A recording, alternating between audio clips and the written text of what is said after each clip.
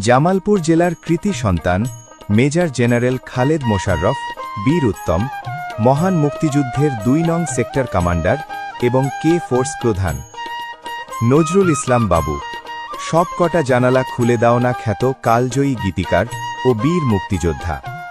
আনোয়ার হোসেন, বাংলা চলচ্চিত্রের কিংবদন্তি অভিনেতা, যিনি নবাব সিরাজউদ্দৌলা চরিত্রের জন্য চিরস্মরণীয়। আমজাদ হোসেন, প্রখ্যাত চলচ্চিত্র পরিচালক, অভিনেতা ও সাহিত্যিক, যিনি গোলাপি এখন ট্রেনের মতো কালজয়ী সিনেমা বানিয়েছেন।